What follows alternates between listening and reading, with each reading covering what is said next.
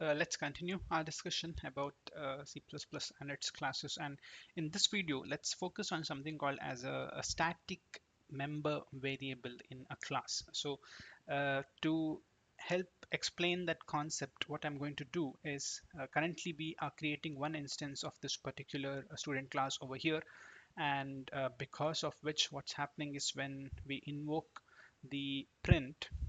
Okay, let me name this object as s1, and when I invoke s1.print, we know that the id is 2.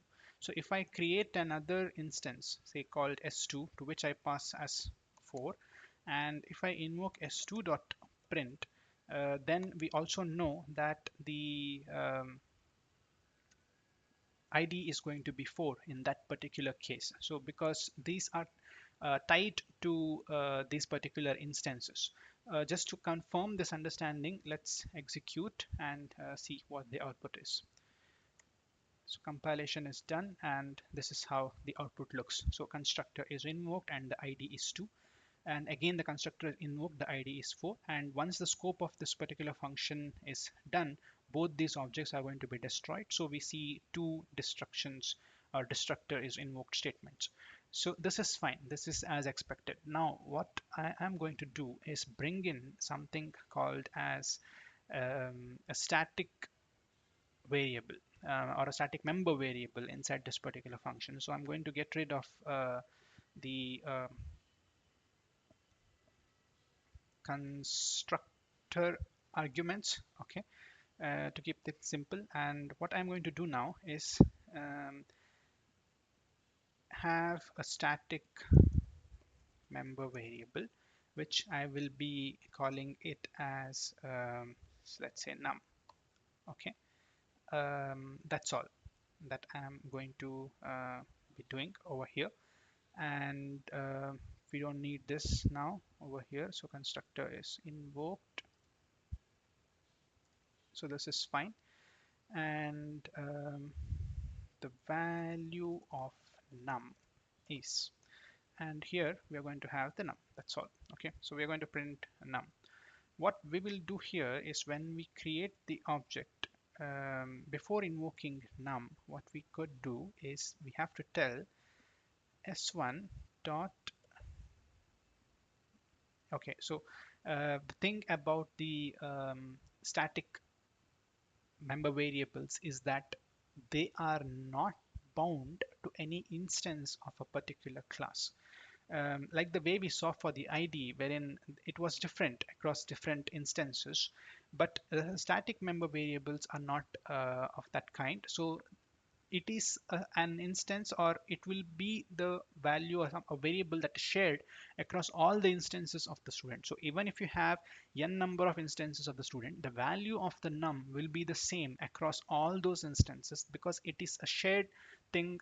It's kind of shared between all those different instances of the class, and that's what I'm trying to determine over here. So what I'll do is that s1's num will be equal to or okay, that's not the way to do it. We have to tell student num will be equal to 3, let's say. Okay, and let's get rid of this. Okay, we could have the print still over there. Let me just check what the problem could be.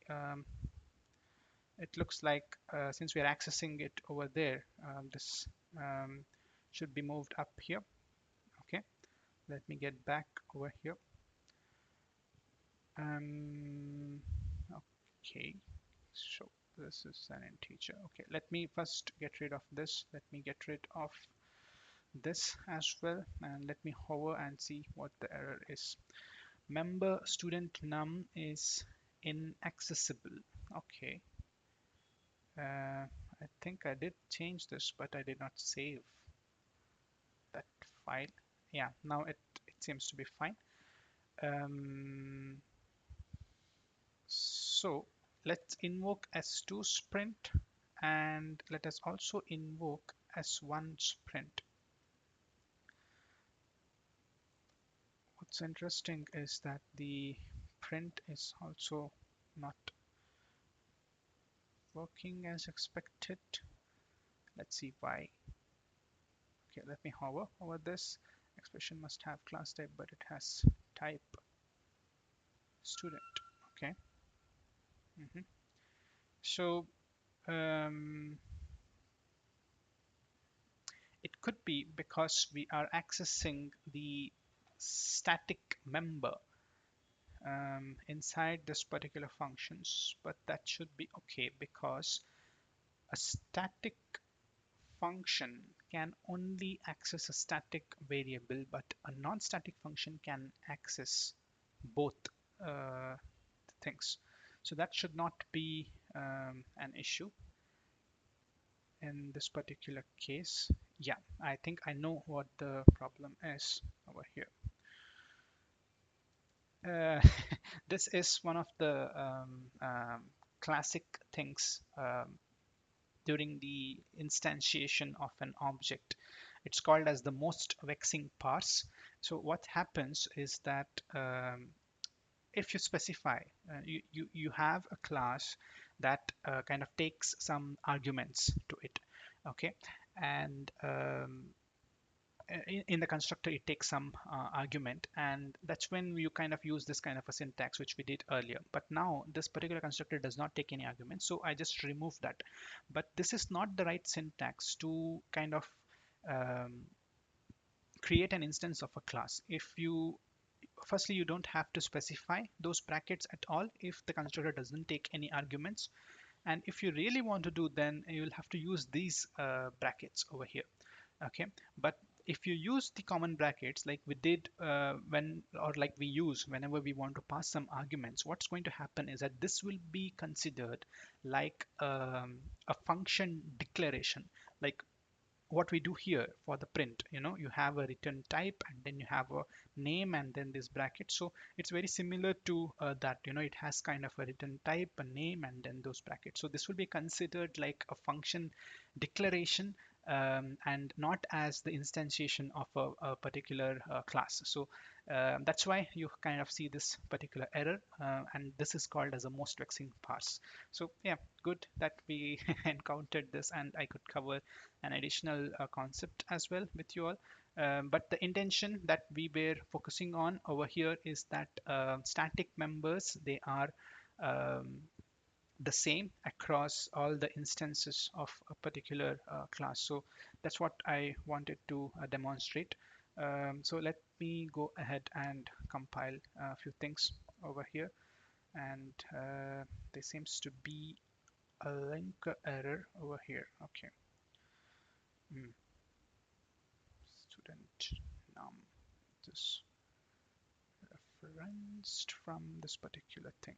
Okay, let me go and check this as well. What's going wrong over here? Mhm.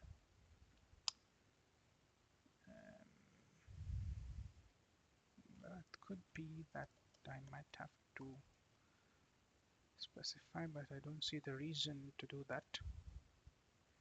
Mm.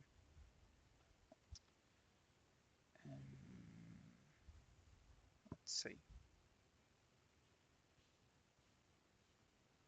One of the things is that when you have a static member, it should be initialized outside the class. What I mean to say is you need to do something like the student class num should be kind of initialized um, outside the scope of that particular class. That's one of the initializations that is essential. Um, but that doesn't seem to be the reason as well. Let me get rid of this. We don't need this. Mhm.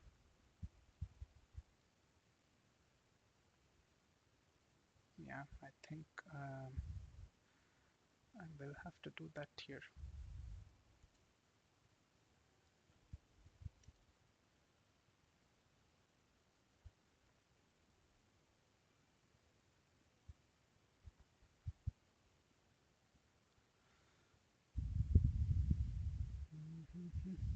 let's see.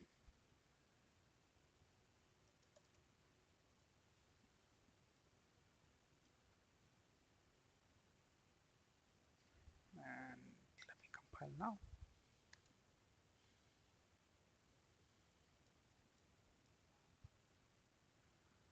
Where do we have that? Oh, okay. I think I have not saved it. Save this particular file. It works over here as well. And yeah, it works. So a bit of more things to share with you all of what went wrong there exactly. Just to prove it a bit, let me make a slight change. And let me get back here. Yeah, it doesn't work. All right. So let me get back. Um, like I said during my while I was thinking out loud, that when you have a static member variable inside a particular class, it should be initialized outside this class somewhere. Okay, that's very important, and that's what I had missed to do, and that's why we had that linker error over there. Um, but after this, it all looks good. And if you now take a look at the output, so now what we've done is we have created two instances of the student class, S1 and S2, and we kind of printed or invoked the print function using both the instances, and this static member is kind of shared between the two. And even though we initialized it with 1, when we passed it over here it was 3, and that's why we see the value as 3. Another interesting way to have got this done is something like this as well. Okay. Um, what's So let me do this. So s2.num equal to 5. So just to prove that these static members are not bound to any instance, but they are common across all the instances, what I've done here is that for S1 instance, I have assigned the value 3. For S2 instance, I have assigned the value 5. And if that particular member variable was bound to the S particular instance, then when we invoke s1.print, the value should be 3, and when we invoke s2.print, the value should have been 5. But let's see what the output is, which confirms our understanding that um, any change you make to the static member functions is going to reflect across all those instances. So static member variable is going to reflect across all the instances, and that's what we can see over here. So this was the concept of the static member variable, but we also learned about the most vexing parse scenario over here, and also about the fact that we had to initialize the member variable outside its declaration. Okay, that's all in this particular video. Let's meet in the next video.